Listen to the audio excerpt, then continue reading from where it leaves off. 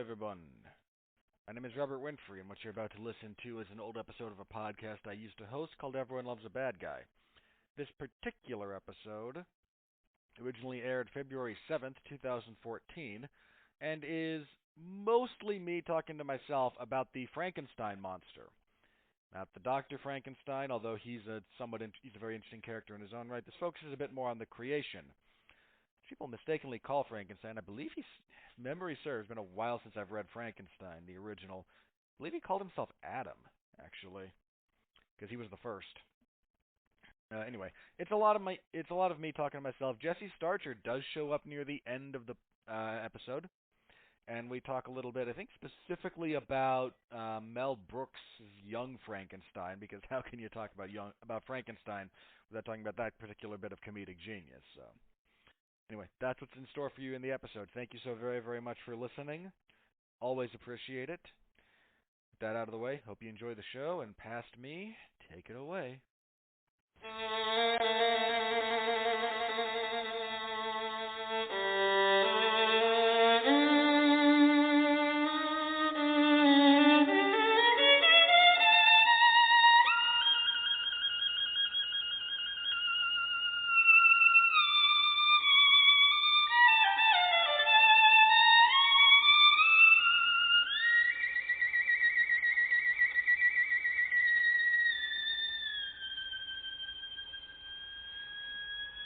When the devil is too busy and death a bit too much, they call on me by name, you see, for my special touch. To the gentlemen, I'm misfortune. To the ladies, I'm surprise. But call me by any name, anyway, it's all the same. I'm the fly in your suit, I'm the pebble in your shoe, I'm the bee beneath your bed, I'm the bump on every head, I'm the heel on which you slip, I'm the pin in every head, I'm the thorn in your side, makes you wriggle and writhe, and it's so easy when you're evil. This is the life you see, the devil tips his hat to me, I do it all because I'm evil, and I do it all for free. Your tears are all the pay I'll ever need.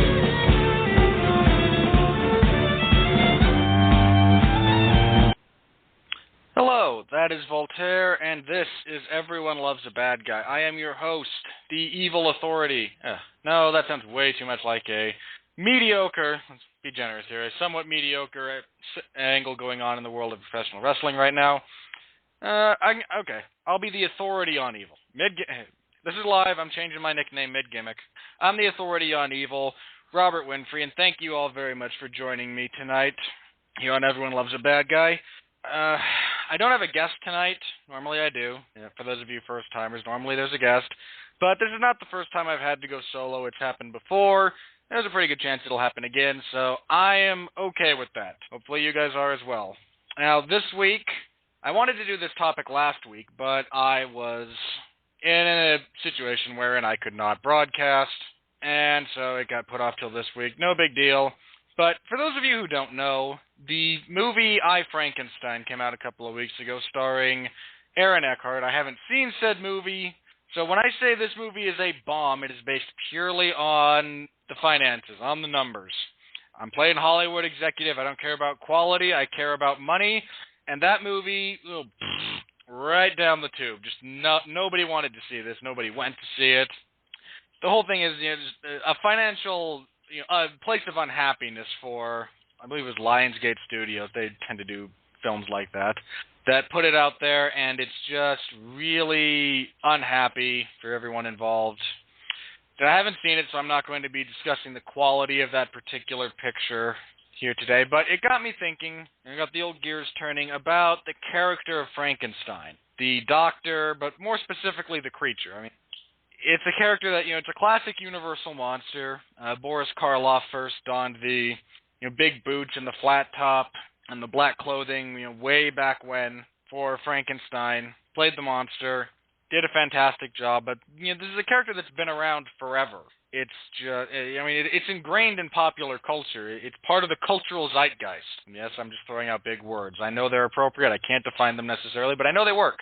Yes, benefits of understanding context.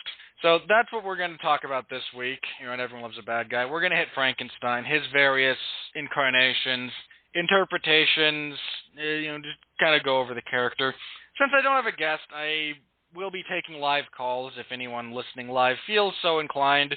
If you're listening on Blog Talk Radio, if you've followed links and whatnot, or have this open there, there's a little Skype button up near the top. It should be just over the player. You can click it. It'll call in on Skype if you feel that.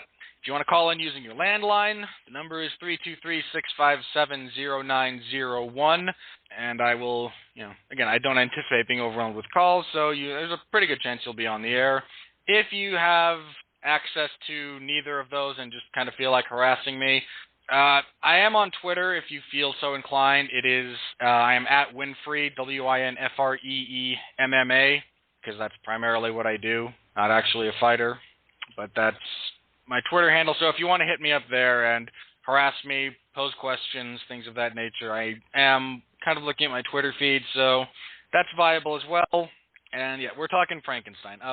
Just before we really get into this, anyone listening to a recording who might happen to think, hey, I want to, this is kind of cool. I wish I could listen to this live. Why do I only listen to the recorded versions? In case you don't know, so this is, a little bit of self-promotion. Pretty much every Friday evening here on the Radulich Broadcasting Network, 9 p.m. Eastern is when this show goes live. So if you're listening to archived version, if you've downloaded on iTunes, if you're on, this player goes up a lot of places because the Radulich Broadcasting Network we're expanding, folks. We're taking over. Very slowly, depending on the numbers and the week. But we're going up, we're going places, we're showing up. And if you're just listening through that, then Friday nights, 9 p.m. Eastern is when this goes live.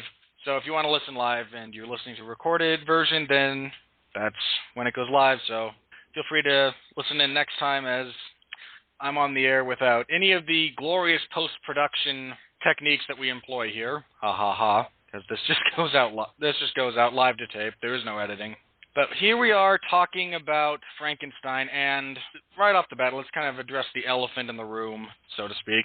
The rather sensational differences between the way the character of the monster is portrayed in the novel Frankenstein, as opposed to pretty much every cinematic version of him that has ever been put out there.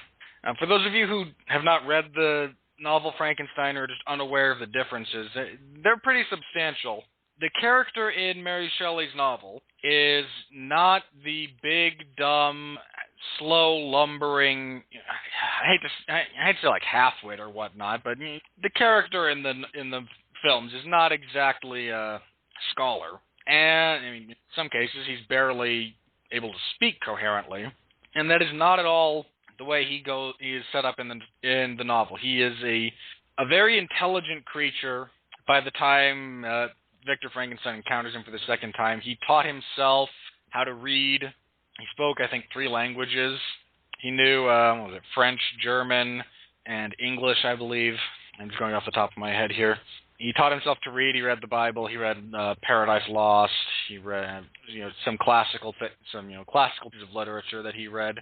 And he after he was created, he reapproached Victor Frankenstein years later, and he was able to speak. He was the physical proportions are about right. He was a large person, 8 feet tall, give or take, I think is kind of the general consensus about how large the creature is. And it's just, but again, have you ever seen those old, romantic style, that's not the right word, but from the romantic period of art, when you see a lot of the, romanticized characters, not too long or the way they're portrayed a lot during, the Renaissance. So if you think about that, it's, slightly feminized in terms of soft, kind of fuller features.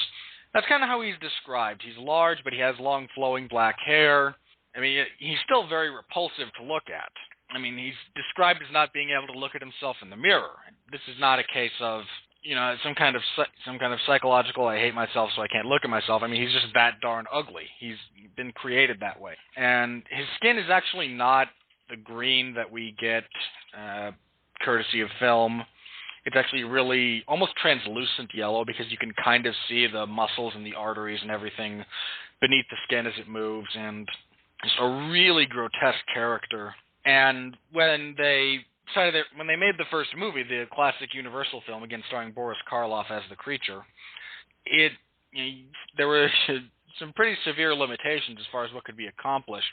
So they made him large, which was again deliberate. That in the story, Victor Frankenstein creates the creature large because he doesn't have either the skill or the tools to deal with the really minute details of the human anatomy, which would be less of an issue today with various technologies that we've developed. But at the time, he made it larger so that he could work on it effectively, and it led to the huge thing. There's the scene in Young Frankenstein, which one of my favorite comedies of all time, and I'm not a big comedy fan in general. As me or has talked with me about it or seen various posts on like Facebook and whatnot. I'm not a big fan of comedy, but I love Young Frankenstein.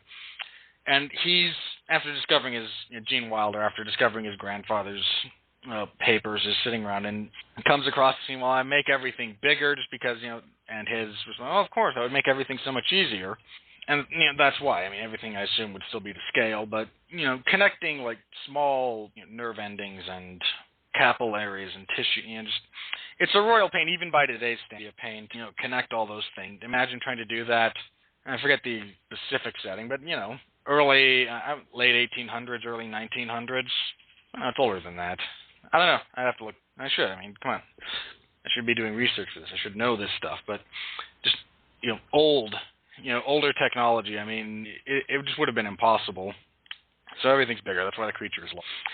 And Karloff in the movies, to make the creature ugly, they just did a fantastic makeup job. It's not, I don't believe it qualifies as the most intricate of works, but if you look at just the amount of work that goes into creating what the creature looks like on, especially those early films with the flat top and bolts coming out of the neck, and the way the eyes are and the faces, and just you can't speak highly enough of an actor who is able to take the role of Frankenstein, especially when it's that heavily cosmetized. I'm not sure that's the correct word, but and just be able to give a legitimately entertaining and engaging performance, because that's a really difficult thing, and it's an attribute that has been discussed in particular on this podcast at times in the past. It's a really difficult thing to get done properly in contemporary acting. You get a lot of people who don't know how to act through the makeup. Pat Mullen and I, who's a frequent guest on this show, and a guy who is on the 411 Ground and Pound radio show every Saturday, and has his own show over on the Casual Heroes now. But he and I have discussed this prior to this. We've discussed it at length that there are some guys who you put them in that much makeup and they don't know how to act through it. They don't know how to still convey emotion or engage an audience. And Karloff as the creature in the first couple of Frankenstein films is just absolutely essential to that role, because he's able to emote. He's able to make the creature not just a blank-faced, lumbering beast. I mean, I bring it up more every time I seem to talk about the creature or when praising Karloff in general, but the sequence with the little girl at the pond side, it's on YouTube, I believe. If anyone hasn't seen it, you don't know what I'm talking about, look it up. It's absolutely worth the effort that you'll put into watching it, because here's a guy with all that makeup on, with all of that, all of the prosthetics and everything, and he's still able to get across to the audience exactly kind of what the creature is thinking. He's still able to get a strong emotional response, and it's something that became very, it's a skill that's kind of lost in contemporary acting, because a lot of guys don't seem to know how to act through heavy prosthetic makeup like used to back in the day. And that's not a call to, where are the good old days of acting? It's a statement of how I think things are right now. And so, again, I can't say enough about Karloff. He did the creature a few times. He did Frankenstein, and he did the second one, Bride of Frankenstein, which from a quality standpoint might be better than the first. I mean, it's not the first, and whoever goes first tends to be the ones that we remember as, they're the ones that are memorable. But if you've never seen Bride of Frankenstein, it's very, first of all, they let the creature actually speak this time around, which benefits everyone. The story is a lot better for the second film than the first one. You incorporate basically the second half of the novel, well, as much as they did, which is the interesting part, into the second movie, and it just a phenomenal sequel, a phenomenal piece of cinema. But just kind of to go back to some of the differences between the novel and a lot of these cinematic presentations, they cut out, as tends to be the case with some of these classic stories, you get a very abridged version of the novel. I mean, if you look at Universal's Dracula, then if you compare the movie to the novel, there's so much that they just leave out. They leave out the last third, I think, of the book, just in favor of, and just because, you didn't make films that long, there were shooting requirements. I mean, I'm not sitting here claiming that, oh, how dare they shoot it and, mess with the story or what. I mean, there are limitations, and there are always circumstances that prevent that, but you miss a lot if you've just seen various movies without having read the book. In the case of Frankenstein, they tended to just, whole elements of the story were altered for, again, various reasons. But in the novel, I really don't want to just summarize the whole story for you. But it's told by, the story itself is told by a captain in the Arctic who wants to see the North Pole, and he winds up finding a aged Victor Frankenstein who shares his story with them about getting, creating the creature. The creature left him, found another family, learned, again, to speak three different languages. It's a very intelligent creature, learns to read. And when it comes back to Victor, all it wants is a companion. It doesn't want to be alone because it's so ugly and such a, it's the thing that should not be, by and large, and so it can't find a place with people, society, anywhere. It comes to Victor and he just says, I just want a mate. I want someone who I can be with. I want a companion. I don't wish to be alone. Then we'll go disappear into the jungles of South America, which were largely unexplored at the time, and you'll never hear from us again. And Frankenstein initially decides to, but he changes his mind because he has, an epiphany or whatnot about the creature's breeding, and then he is actually the creator of a whole race of monsters that wipe out humanity. Decides against it. The creature rebels, responds with this by killing his wife on their wedding night. This particular tragedy causes Victor's father to die. So Victor now swears vengeance, tracks the creature to the Arctic. That's where we get his story. Victor dies from exposure, pneumonia, hypothermia, old age, some combination of the above. The creature finds his body and is just distraught because he doesn't wish to, he didn't want to be alone. The interpersonal relationships are always complicated. He then takes Victor's body, I believe, gets back on his dog sled, keeps going north, and he says he's going to kill himself on a funeral pyre, yay for immolation, because it's a great way of destroying evidence and eradicating things. Fire does a really good job of that. And that's the last we see of the creature. It's a really, kind of gut-wrenching story if you've ever read it and if you can kind of get through the fact that, there's some, be it stylistic or there's some issues with it that I have that make it difficult to really read and then get engaged with it. But if you've ever, heard it done on as a radio play or seen the Broadway version, I don't know if it's Broadway, but seen various theatrical versions, not necessarily released in cinemas, but actually on the theater. They do a good job of relating the story, and it can absolutely tear your guts out when you realize that this poor thing that never wanted to be alive again, it never wished for life. Victor created it just kind of to see if he could, and then all he wanted was not to be alone, and he was denied that, and just very much this really kind of gut-wrenching tale of loneliness. And for the longest time, that particular story was not told on the screen. We got this abbreviated versions. We got, we got Frankenstein, Bride of Frankenstein, both incredible, both very good, for the time being and whatnot, pieces of cinema. Throw whatever qualifiers on there that you wish. You get then, various other ones. Son of Frankenstein, Frankenstein meets the Wolfman, all of the Universal kind of tropes that you got. They're classic monsters. You had to, they had to mash up. You had Wolfman fighting Frankenstein. You had to have, the son, daughter, etc. I mean, that's just kind of what Universal was doing at the time. They were throwing, be it mashups or drawing out franchises to make more money. Not a whole lot's changed. Aha. Which is sad to one degree or another, but the story, the actual story of Frankenstein was not really told on screen for a really long time. In fact, the first one that I can think of off the top of my head was actually called Mary Shelley's Frankenstein, which was released in 1994, which told, again, from what I can remember, I haven't seen that particular one in a while, but that told much more of the story as it is written, and it wasn't well received for a variety of reasons. It didn't make a ton of money, but actually a really good cast. I forgot that Robert De Niro plays the creature in that particular one and has an interesting makeup job on him, and that's not meant interesting in a slide like how dare you, but just a different kind of makeup job, and was a lot more faithful to this material, and you debate good or better or worse, and of course for the most of the 40s you had all of the monster mashups, the monster rallies, including Abbott and Costello Meet Frankenstein, which I love those guys. Again, I'm not a huge comedy fan in general, but Abbott and Costello Meet Frankenstein is another one of those that just is just so much fun to listen to and to watch and to have a kick out of. I still crack up if I sit down and watch the Marx Brothers in Duck Soup. I still get a substantial kick out of that. So good comedy is kind of timeless. But that that was also one of the first times that we got a monster. Again, they let it be at least articulate, could at least speak in a couple of the sequels. It could at least speak.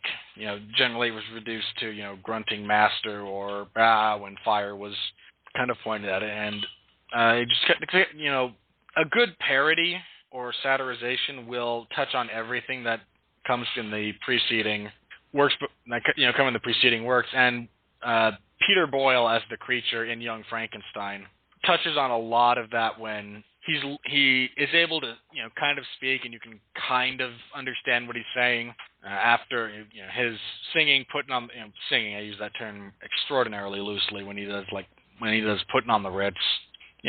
That's the level of speech that was allowed to the creature for a really long time, and it took a while for the other versions of Frankenstein, of the creature, to kind of gain some traction, and that came about. You had Mary Shelley's Frankenstein with Robert De Niro, who was able to deliver all of the line. The creature was actually able to articulate and whatnot. But just for so long, and to this day, it's difficult for us, kind of as a culture, to shake off the notion of the monster is mute, it lumbers, it's afraid of fire. I mean, just all the things that were established, that have been established about it. You don't, whether or not it's true to the source material, that's just kind of how we perceive things. I mean, if you want, I don't want to just go down because the creature has been involved in actually a startlingly high number of films over the years, and it's been, the whole series of Dean Koontz novels on Frankenstein were, to one degree or another, a success. There's just not even just the concept, but the actual character of the creature has been in just so many films. I'd be here for a long time just running down each one. But if you're just kind of looking for an extension of the first, the original Frankenstein, then the 80s. Okay, I've seen this film, but I am actually not a fan, and this occasionally gets me in trouble with other people who are fans of it. But I'm not a fan of the Monster Squad. So anybody out there who is a fan, feel free to hurl insults. Nothing physical, please. But I don't care much for the film. But that, and again, that's another version. That's the same version that you get with, again, Boris Karloff and who took over after him. I forget. Karloff did the first few, and then they had someone else do it. And I'm gonna find it here while I'm looking at this, because actually, Karloff's likeness and his image as Frankenstein is still owned by his family. So Universal changed. Did a couple of films with someone else in the classic makeup, so they could use that and not have to pay the Karloff estate every time they used it. But a lot of people have been the creature, man. I'm looking at this right now. Again, I apologize for not having done all the requisite research here. But a lot of people have been the creature on film over the years, and some really talented actors. And I think Christopher Lee was it at one point. Just, again, Robert De Niro played the creature. For comedic purposes, Peter Boyle did in Young Frankenstein. Just a lot of very talented actors. That, again, this is another one where they, by and large, these people know how to act through makeup. They can use it as an enhancement to tell the story as opposed to a hindrance to their performance. I mean, what the irony is, some of those have very little makeup on the face, especially when you consider, if you look at the old, again, Boris Karloff's kind of the famous one with the flat top and some of the scars and the low-hanging, and, the prominent brow and whatnot. That's not very much, there's a fair amount of prosthesis there. But, Peter Boyle had very little prosthesis on him. I mean, I believe there was a kind of a hairpiece. I think he had hair at the time. I could be wrong, though. But just, you get a lot of guys, and if they know how to act through the makeup and use it to enhance their performances, it works so well. Oh, sorry. Sorry about that. But if you want I'm just kind of running down various versions of it. If you want a kind of interesting version, if you focus just on the story that pertains to Frankenstein, then I got drawn to this film because I was scrolling through Netflix one day and saw the name and saw, hey, look, John Hurt and Raul Julia are in the same movie. How can this be bad? So I watched it. It's called Frankenstein Unbound. And John Hurt is actually from the future. He created this rift in space and time that pulls him back to Switzerland in the night, when after Frankenstein has created the creature, Raul Julia, Victor Frankenstein, and Nicholas Brimble leave. I really want to make sure I get this right. So I'm going to look this up. Nick Brimble, who personally I always think of as Little John because he was Little John in Robin Hood, Prince of Thieves, which is one of those movies that just I had around my house when I was growing up, and I wound up watching several times. But he plays the creature, and he is very much kind of what you expect. He's very close to the source material. He's big, but he's articulate. He is intelligent. He's constantly trying to get Victor to recreate, a female form just so he can not be this lonely, kind of pathetic waif. Waif is not the right word, but hopefully it cues a mental image as far as what he kind of looks like and the attitudes that he has. But he also is the violent creature that kills a bunch of people. So, Frankenstein Unbound, for anyone who hasn't seen it, that version of the creature is in attitude and in some cases in physical appearance, kind of what was described by Mary Shelley. Again, the movie itself is just kind of fun. I watched it because, like I said, Raul Julia is Victor Frankenstein and John Hurt is time traveler scientist. How could I not watch this? A huge fan of Raul Julia. But, again, the character itself of the creature, which actually does not have a name. The closest it comes to being named is when he first meets Victor after he is able to speak. He comes back and he says, well, I am just the Adam of your labors. Adam referring to the first man as God's first creation of man. So he's the first creation of Frankenstein. So Victor Frankenstein is the Adam of your labors. I am the Adam. I'm the first. And but yeah, the creature has no actual name. It's given a name or a title other than the creature. It's referred to, from a literary standpoint, as various phrases to describe it, but it's never given a proper name. It just kind of became what you did to refer to it as Frankenstein. Part of that was due to promotional work and just the fact that the creature didn't have a name, and the movie was called Frankenstein, and people went to see it because of the monster. So hey, the monster's Frankenstein. So kind of how you arrived at that. But it's just kind of the notion of the character is something that is created by patching together all of these. In the case of the creature itself, it's a bunch of disparate body parts that are reassembled by Victor Frankenstein and then animated through a combination of electrical and chemical means, and that's a notion and a kind of a gimmick that's been used a lot to varying degrees. You get stories like, and this may be a bit of a stretch, but stories like The Eye, and I don't mean the terrible American version of it with Jessica Alba. I mean the original Japanese horror movie where the girl gets an eye transplant, born blind, gets an eye transplant, and starts seeing, horrible things. Or, and that story itself has a lot of variations going back. I actually think Mark Hamill played in a abbreviated version of that story. I forget the, it was one of the, I want to say it was like, it wasn't Masters of Horror, but it was a show like Masters of Horror, and I can't remember exactly what it was. But, you get a hand that turns out to be evil. I personally draw a line to Frankenstein in that story with stories like that, where, or you get a hand that turns out to be evil, or in the case of The Simpsons, you get an evil hairpiece. Simpsons Treehouse of Horror episode where Homer gets possessed by the hairpiece of Snake after Snake is killed. But personally, I think of those as just, to varying degrees, they're essentially Frankenstein stories if you want to be a wee bit simplistic about viewing them. Again, that's been around a long time, and actually prior to I, Frankenstein, the one we saw before that, in terms of wide release, would probably be Frankenweenie, the Tim Burton stop-motion feature, where the main character reanimates his dog after his dog is killed.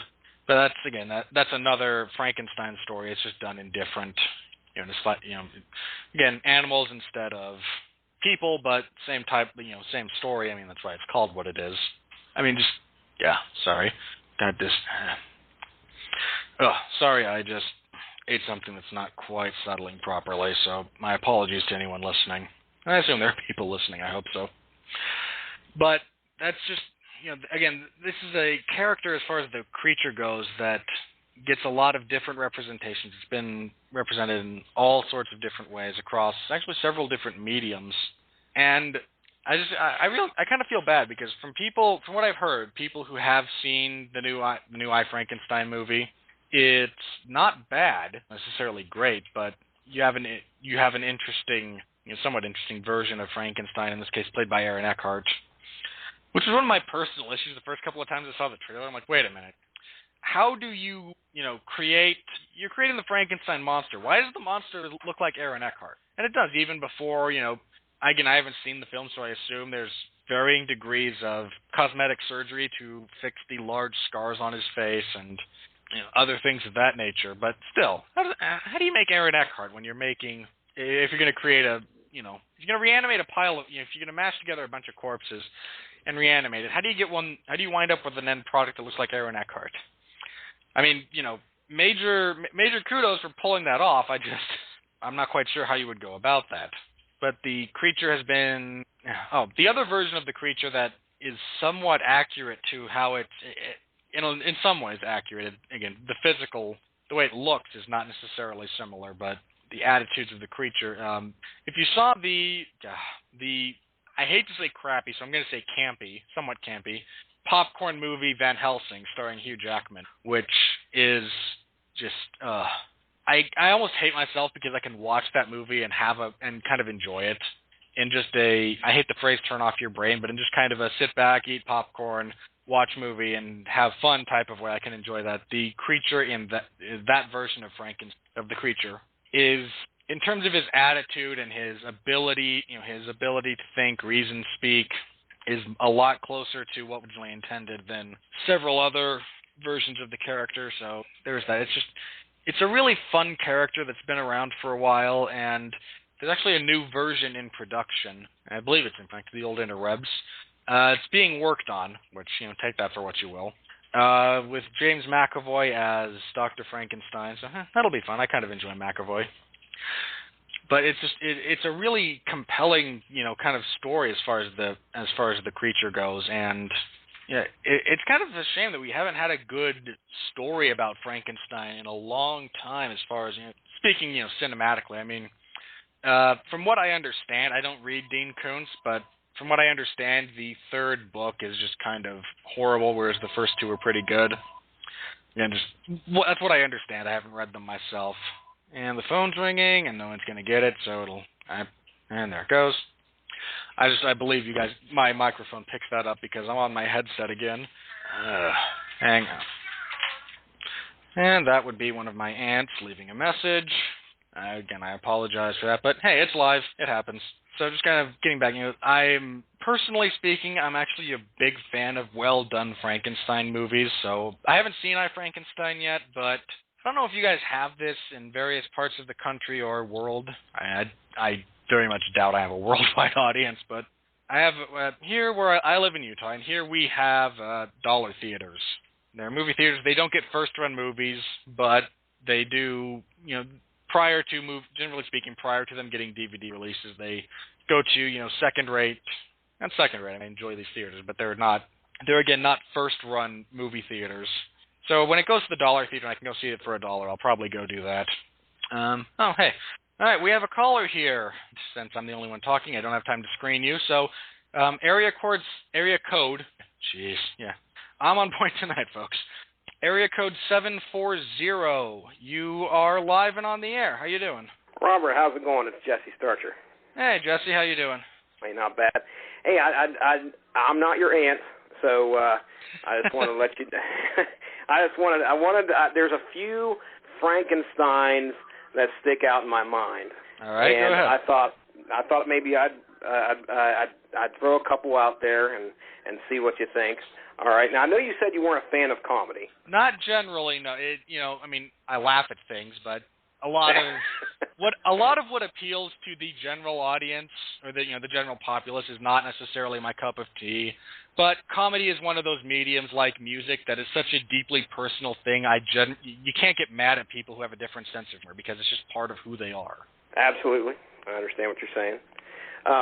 One of the comedic Frankensteins that I most remember, you might have mentioned this. I had to check out a couple times on the show. I've been listening to it live, but he wasn't a movie. It was a TV show, and a guy by the name of Fred Gwynn. I don't know if you remember the Munsters. Oh yes, I love the Munsters. Oh yeah, actually, they had the series on Netflix. I don't know if they still do or not, but when my kid was little, I'd throw a couple of those on there. They have all your horror film bad guys in there, but of course they got a comedic twist to them. Oh yeah, I grew up. I'm not that old. Yeah, that does. The whole series still streams on Netflix. Does it? Okay. I'm not that old, but I grew up watching classic Nick at Night on like Friday nights. I'd watch the Munsters because it was on in my apartment complex. Oh man, I can remember sitting at the house when I was probably like 6 years old watching TBS on a black and white TV and watching the reruns of the Munsters probably at like it was probably like 4 or 5 o'clock. They'd always show. It was, of course, obviously in syndication. I think it was back in like the 80s. But it was always on at weird times because of syndication. And they had a couple movies. I believe they didn't ever come out with it. It wasn't like released in theaters, but I believe they actually had a few on the show or on the TV network. And one time I can remember blew my mind was when they colorized them. Yeah, because it was all done in black and white. Yep. And let's see, I could tell you one. I know you're talking about the influence of the character in a lot of different aspects of toys. There's tons of it in comics. I know you read comics, correct? I've been known to on occasion. Most of my I didn't know if you were a big comic fan. I can't remember if I heard you say anything like that, but I think Marvel had a big. I'll just phrase it that way. I'm aware of what goes on in the world of comics. I haven't read a whole bunch of them. Okay, I got you. Well, I think Marvel had a big crossover. I wasn't a crossover, but it was a big event, probably about it was about 2 or 3, maybe 4 years ago, which was called Fear Itself. Okay. And they used a lot of, I believe Frankenstein was involved in that also. I could be wrong, but I'm pretty sure they used a lot of like Dracula, Frankenstein, and just recently they had a Frank Castle, the Punisher, was actually. Oh yeah. I forgot about that. Yeah, he got messed up by one of the characters, and they shredded him to pieces, and Morbius puts him back together, and he becomes a Frankencastle, I believe is what they were calling him. It is. Oh, I forgot about that. Yeah, I haven't read it. I just know I've seen it. Of course, go into the shop, and I saw it sitting on the wall, but It's got to be hilarious, but I couldn't even. Of course, you got Punisher in space. You might as well have Punisher. It's either deliberately funny or so bad it's depending on your perspective, I guess. Absolutely. And one more, and this is because I have children. A little girl, she's 8 years old, and I'm sure you've probably seen the Monster High dolls. I have not, actually. Okay. Well, Monster High, I don't know if it started out as a cartoon or if it was one of those toys that became so popular. If it was a cartoon or became a cartoon, or, of course, it might have been the mass marketing of, hey, let's do a toy so we can do a cartoon, one or the other. Either or, yeah. Yeah. Well, the 80s are back. For those of you who don't know, that was the strategy for the 80s. G.I. Joe, Teenage Mutant Ninja Transformers. Turtles. Hey, I was just sending a message. G.I. Joe turned 50. Oh, man, that's crazy. Yeah, that's unbelievable. But anyway, the Monster High dolls are taking off of, obviously, Medusa. There's all sorts of horror tropes involved in this line of toys, and of course they're just like Barbies or Bratz dolls, but there is a specific one which was the first one my little daughter had to have, and that was Frankenstein.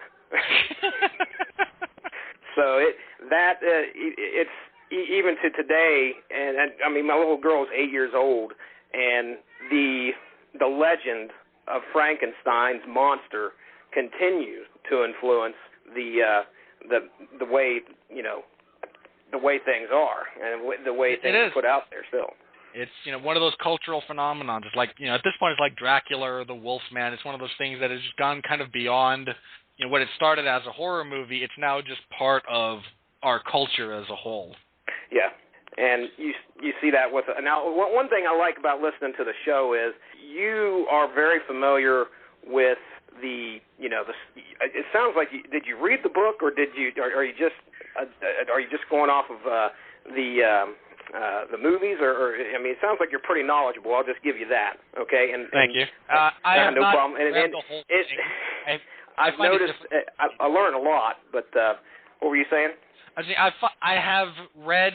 more or less read the book. I find it difficult to read for long stretches of time. It's something about the style in which it's written that makes it.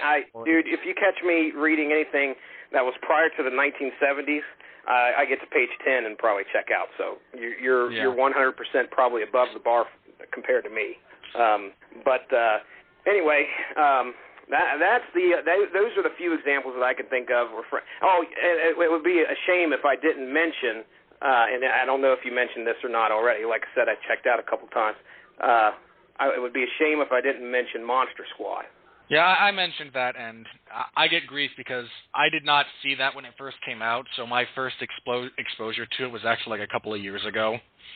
Oh, wow. And, yeah, just one of those things. I never saw it when it first came out. I mean, so I first saw it a couple of years ago, and it's one of those things where I can appreciate why people like it, but it doesn't speak to me. Oh, yeah. It's definitely, I don't know if you would call it 80s. I mean, it's an iconic 80s movie to me, anyway. I can remember, sitting there as a kid, counting, putting my garbage pail kids in order and watching the trailer on TV. And I can remember so much about that movie. Watched it with the kid there probably about 2 or 3 years ago. My buddy loaned it to me on DVD. I think it still stays to this day, but that's my opinion. Hey, look, that's one of those, there are certain kind of cultural, be they films, music, or whatever, that if you were there for them, they're awesome. If not, it becomes, it's a lot harder to get that deep kind of attachment. I mean, like, I'm not a fan of the Beatles. I'm not a huge fan of Stars. I hear you. And I get grief from time to time. And the one that the irony is the one that happened kind of during my lifetime was The Matrix. That I was. And I don't care for The Matrix. Yeah. Okay. Well, to each his own. I definitely feel you on the Beatles thing. Trust me. And as for Star Wars, that's it's. And now I'll tell you what. If I won't go off into a tangent. I'll let it stay on Frankenstein. But that's all I have for you. I appreciate you taking my call, Robert. I'll let you get back to the show. All right? Hey, thanks for calling in. I know we had talked about having you on for this one, but if at any point in the future I've got a topic or you have a topic that you want to come on and talk about, you're more than welcome. Hey, I appreciate that. Thank you very much. All right. Have a good evening. You do the same. All right. I'd like to thank Jason for calling in and bringing up the Munsters, which I cannot believe I forgot. And when I was a small child, I used to watch reruns at Nick at Night, as I mentioned, and I got a huge kick out of Fred Gwynn. Nobody could look at his face without panicking. Every time you looked in a mirror, it broke. If you've never seen the Munsters and you have kind of an affinity for, that older kind of style of comedy, it's absolutely great. I have nothing but fond memories of that show. Oh, and the other kind of thing about Frankenstein's creature that I felt I was going to bring up before I wrap up here, and I'm going to wrap up in just a couple of minutes, was that the elements of the physical design for the film were actually translated over for the Marvel character, the Hulk. Specifically, if memory serves, the green skin as well as the pants. Well, I mean, the Hulk has those shorts that are indestructible. Indestructible shorts, ladies and gentlemen. That's what the Hulk has. No one cares about his transformation. Those shorts, those pants, cannot be destroyed by any force known to man. That's what you should be after. Not the creature, not Bruce Banner. No, those pants. Those are what you should be after, folks. But it's the green skin and elements of that went into the design of, kind of how we got to the Hulk. I mean, I know initially the Hulk was gray and a lot more intelligent, and if you get into the lore of the Hulk, but the angry green rage monster that we're all kind of familiar with was inspired in elements of its design by the Frankenstein monster as portrayed in the film. So just one of those creatures that has long-lasting impact. And I'm actually going to be looking forward to the next Frankenstein movie that comes out. I'm hoping, when I get to a dollar theater, I'll get around to seeing I, Frankenstein. Hopefully I can have some fun with it. I love the story. It's a substantial tragedy, again, when you get into the story itself. I mean, again, even the the Universal versions and various Hollywood adaptations, they do a good job of portraying just kind of the tragedy of the creature and the hubris of Victor Frankenstein and all of the kind of fun literary undertones that you get. And so I'll probably go see that at some point. I just didn't want this to turn out to be just a great big review, but apparently as I mentioned earlier, there's kind of a new one in development. James McAvoy is set in to play Dr. Frankenstein, and I just hope they don't CGI the creature. I don't want to see a full CGI'd Frankenstein's monster. It's one of those things that I personally feel is so much better when it's done practically.